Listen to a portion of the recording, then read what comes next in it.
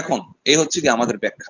আমরা প্রাণী জগতে, জীব জগতে, প্রকৃতিতে যে উদ্দেশ্য রয়েছে, উদ্দেশ্যের ব্যাখ্যা আমরা প্রদান করেছি আমাদের ধর্মের আলোকে এবং আমাদের প্রস্তাবিত দর্শনের আলোকে। এখন কথা হচ্ছে যে খগেন যারা রয়েছে, নাস্তিক যারা রয়েছে, তারা এই ঘটনাগুলোকে ব্যাখ্যা করতে পারে কিনা।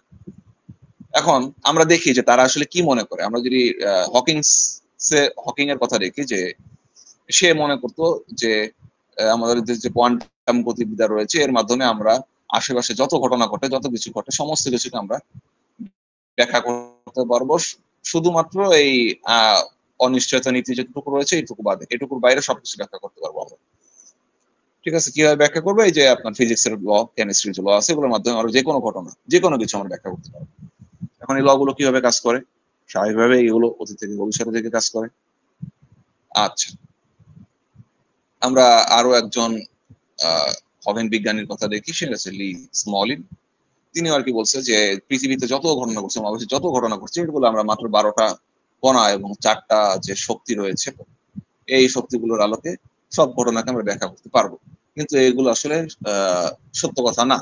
কারণ যে কোনো একটা সিস্টেম, একটা ব্যবস্থা, সেখানে যদি একটা ইলেকট্রনের বেশি থাকে, সিস্টেমে যদি 2 বা ততোধিক ইলেকট্রন থাকে, তাহলে ওই সিস্টেমটা কি হবে, তার ভবিষ্যৎ কি হবে, তার লক্ষ্য কি হবে, এই জিনিসগুলো আসলে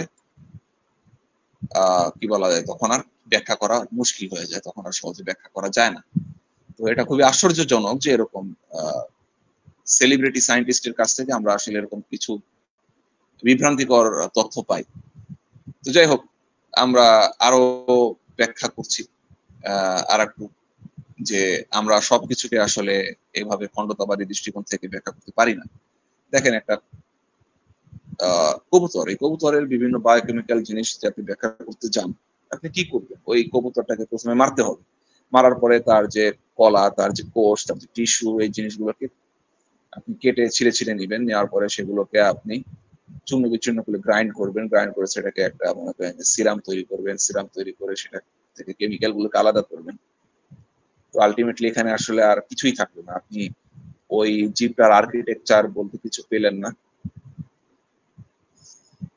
ঠিক আছে, কারণ তার যে বিল্ডিং লেআউট, যেটা আর্কিটেকচার, যেটা সম্পূর্ণ ভেঙে গেছে। এবং সবকিছু আসলে আপনি কি বলা যায়, আপনি এখন আর যে একটা কবুতর কিভাবে তার ঘর খুঁজে বের করে, তার ঘরে ফেরার রাস্তা কিভাবে সে খুঁজে বের করে, এটাকে আর পুনরায় আপনি তৈরি করতে পারবেন না, রিকনস্ট্রাক্ট করতে পারবেন না। এই পরমাণুগুলোকে, এই কেমিক্যাল গুলোকে ব্যাখ্যা করে আসলে এই তার ঘরে ফেরার রাস্তাটা খুঁজে বের করা সম্ভব না। এমনকি আপনি যদি কবুতরের সমস্ত জিন সম্পূর্ণরূপে বিশ্লেষণ করেন, অ্যানালাইসিস করেন এবং তারপরে এটাকে সিকোয়েন্স করেন, ঠিক আছে, এরপরেও আপনি কখনো এই কবুতরের দৈহিক গঠনটা খুঁজে বের করতে পারবেন না এবং এর আচরণকে ব্যাখ্যা করতে পারবেন না। তো কাজেই তাদের যে লি স্মলিন কিংবা হকিং, তাদের যে মনে করেন দাবি, এই জিনিসগুলোকে আসলে আপনি কি বলবেন? তারা যেই মাত্র বললো যে সব যত ঘটনা আছে সব ব্যাখ্যা করা যাবে, তো ব্যাখ্যা তো আপনি করতে পারছেন না। পাশাপাশি যেটা আমরা বললাম যে আপনি যদি একটা সিস্টেমে 2 বা ততোধিক ইলেকট্রন থাকে, তখন আর সেটাকে সহজে ব্যাখ্যা করা যায় না। পাশাপাশি আপনি যদি মনে করেন যে একটু আগে আমরা যে প্রোটিনের উদাহরণটা দিয়ে আসলাম, প্রোটিনের যে ফাস্ট ফোল্ডিং এর উদাহরণটা দিয়ে আসলাম, এই প্রোটিন ফোল্ডিং এর ক্ষেত্রেও আসলে জিনিসটা কিন্তু একই রকম। আপনি কিন্তু এর মানে ব্যাখ্যা করতে পারছেন না। এবং আমি জানি না, হকিং যদি বেঁচে থাকতো, তাহলে তাকে যদি এই কথাটা জিজ্ঞাসা করা হতো, প্রোটিন ফোল্ডিং এর, প্রোটিনের ভাঁজের ঘটনাটা ব্যাখ্যা করেন, তাহলে সে পারত কিনা, সে কি বলতো।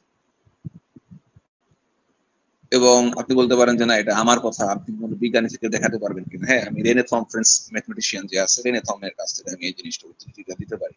Excellent beginning made by quantum mechanics with the hydrogen atom peters out slowly in the sands of approximation in as much as we move towards more complex situation. আমরা যত জটিল অবস্থার দিকে অগ্রসর হই, কোয়ান্টাম গতিবিদ্যা যেভাবে হাইড্রোজেন পরমাণুকে ব্যাখ্যা করার চেষ্টা নিয়ে অগ্রসর হয়েছিল বা প্রথমে আবির্ভূত হয়েছিল, সেটা ক্রমেই আসলে নিষ্ক্রিয় হয়ে যায় এবং অ্যাপ্রক্সিমেশন মানে কাছাকাছি যেতে পারবো এরকম একটা এর ধূলিকণার কাছে আর কি সে ক্রমে আর কি বলা যায় অদৃশ্য হয়ে যায়। সিস্টেম মানে আগের কথাই আর কি, সিস্টেম যত কমপ্লেক্স হয় ততই আসলে এই জিনিসটা কঠিন হয়ে যায় আপনার ব্যাখ্যা করা বা ভবিষ্যৎবাণী করা। This decline in efficiency of mathematical algorithm accelerates when we go into chemistry. যখন আমরা রসায়নের দিকে যাই তখন গণিতের যে সংখ্যা, পাটিগণিত বা এর যে সক্ষমতা, এফিসিয়েন্সি আরো বেশি কমে যায় রসায়ন। The interaction between two molecules of any degree of complexity evades precise mathematical description. মানে দুইটা অণুর তাদের মিথস্ক্রিয়া কিরকম হবে, আন্তঃক্রিয়া কিরকম হবে, এটা আসলে যে কোনো গাণিতিক বর্ণনাকে, সূক্ষ্ম গাণিতিক বর্ণনাকে আসলে মনে করেন যে পরাস্ত করে ফেলে। ইন বায়োলজি, এগুলো কেমিস্ট্রি কথা। প্রথমে আমরা বললাম যে মানে সামান্য একটু কমপ্লেক্স সিচুয়েশন হইলে আর ব্যাখ্যা করা যাচ্ছে না, কেমিস্ট্রিতে আরো ম্যাথ ব্যাখ্যা করতে পারে না। যখন বায়োলজিতে যাই, if you makes exceptions of the theory of population of formal genetics, যদি জেনেটিক্স এর এবং আপনার পপুলেশন থিওরি বা জনসংখ্যা তত্ত্ব, এই জিনিস জনমিতি, এই জিনিসগুলোকে আমরা বাদ দেই, the use of mathematics is confined in modeling a few local situation, তাহলে শুধুমাত্র কিছু মানে লোকাল জিনিসের ক্ষেত্রে, আঞ্চলিক অবস্থার ক্ষেত্রে আসলে তখন গণিতকে ব্যবহার করা যেতে পারে। যেমন আপনার নার্ভের ইম্পালস, ব্লাড ফ্লো, এগুলোকে তখন কিছুটা ব্যাখ্যা করা যায়।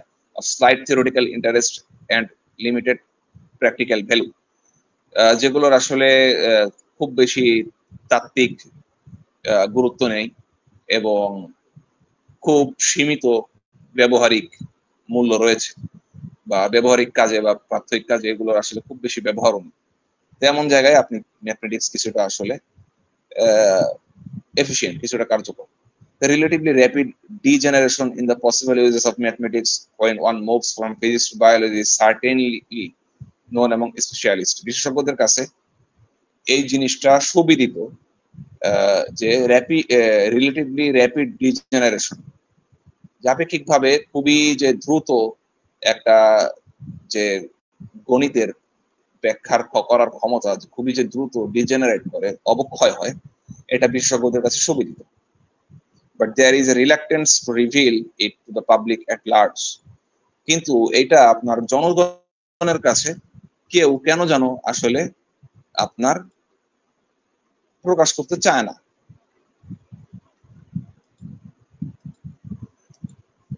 The feeling is of security given by the reductionist approach is in fact illusory.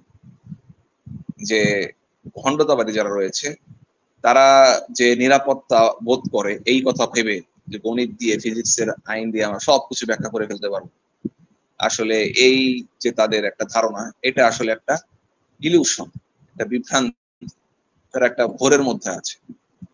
তো এখন সর্বশেষ খণ্ডতাবাদী খগেনদের কাছে আমাদের প্রশ্ন, যে আপনি মনে করেন যে প্রকৃতির কোনো উদ্দেশ্য নেই, সবকিছু র্যান্ডম, এভলিউশন, এই জিনিসগুলো সমস্ত কিছু কি র্যান্ডম? তো যদি প্রকৃতিতে কোনো উদ্দেশ্য অস্তিত্ব না থেকে থাকে, তাহলে মানুষ হিসেবে তোমার কিভাবে উদ্দেশ্য থাকতে পারে? কারণ তুমি নিজেও তো একটা প্রকৃতির অংশ। যদি প্রকৃতির কোনো অংশ উদ্দেশ্য না থাকে তাহলে তোমার উদ্দেশ্য নাই, এটাই তো যৌক্তিক উপসংহার হওয়ার কথা ছিল। আর যদি উদ্দেশ্য থেকে থাকে, যদি তাহলে এই অ্যাট্রাক্টরস গুলো কিভাবে অ্যাট্রাক্ট করে? সেটা কি অতীত থেকে ভবিষ্যতে দিতে করে নাকি ভবিষ্যৎ থেকে অতীতে দিতে করে?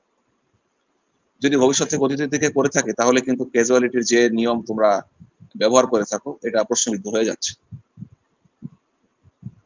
আর সর্বশেষ প্রশ্ন খগেনদের কাছে, যে তারা যে মনে করে যে প্রকৃতির কোনো উদ্দেশ্য নাই, এটা তারা কোনোভাবে প্রমাণ করতে পারবে কিনা? তাদের কাছে কোনো প্রমাণ আছে কিনা? এম্পিরিক্যাল এভিডেন্স তাদের কাছে আছে কিনা এটা প্রমাণ করার জন্য? তো সর্বোপরি আসলে এই প্রশ্নগুলোই আসলে এটা প্রমাণ করে দেয় যে প্রকৃতিতে যে উদ্দেশ্যের অস্তিত্ব আমরা দেখি, এটা আসলে নাস্তিকীয় যে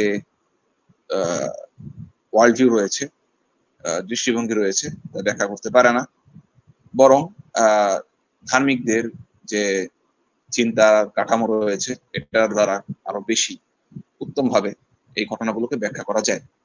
এবং আমাদের উচিত আসলে এই ব্যাখ্যাটাই গ্রহণ করে নেওয়া, তাকদীরের ব্যাখ্যা কিংবা মনস্তাত্ত্বিক কার্যকারণ, মেন্টাল পজিশন, এই ব্যাখ্যাগুলো গ্রহণ করে নেওয়া।